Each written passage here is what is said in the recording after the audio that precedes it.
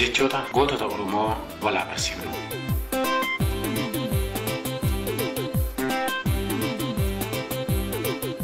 Ufumaa dhamaatu malee arrasaasni nan danda'u agarii tulluu.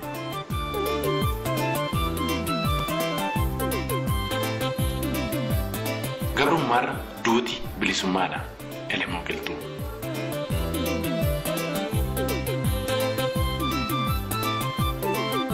Gabrummaa hiddaan buqqifna dadhabnu ilmaan itti guddifna Jeneraal Waaqoo Guutuu.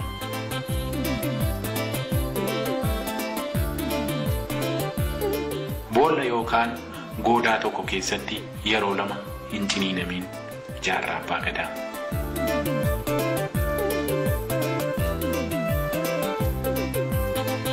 Duuti koo du'a gootaati.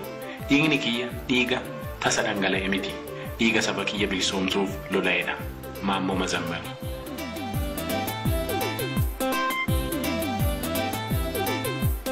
Akkas ta'e dubbiin keenya bofa eegee qabnaan hin citti gadhiifnaan itti lixxi. Hayilamaariyaam Gammadaa.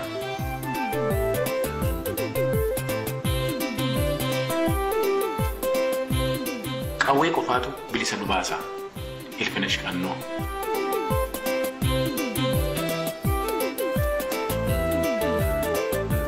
Gabrummaarra du'an filadhe kanaafan fincilee daggalatti gale Usmaayyoo Musaa.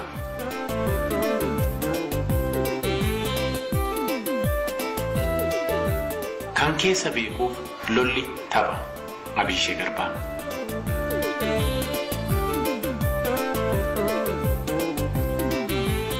Jeedala ta'ee waggaa 100 jiraachuurra leenca ta'ee aadee du'uu naaf wayya Huseen Bunee.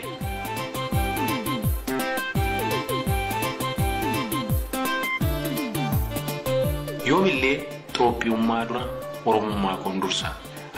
Oromoo Farest Jawaar Mohaammed.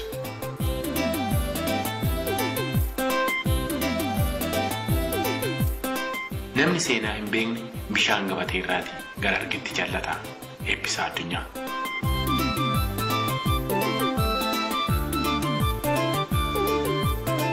Lubbuun gaafa dhalatte duuti.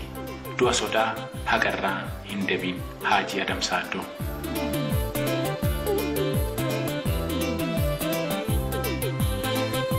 Uummanni Oromoo barachuu qaba. Lammiin barate immoo mirga isaa gaafata. Jeneraal Taaddasaa Birruu.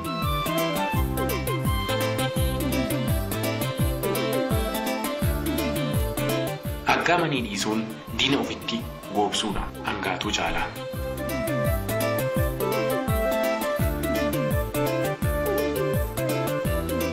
Bilisa ta'ee dhaladhee bilisaan jiraachuu baadhus bilisummaa kiyyaaf qabsaa'ee du'uurraa humni tokkollee na dhoowwu hin jiru hin jiraatus Injiinar Tasfaa'u Camadaa.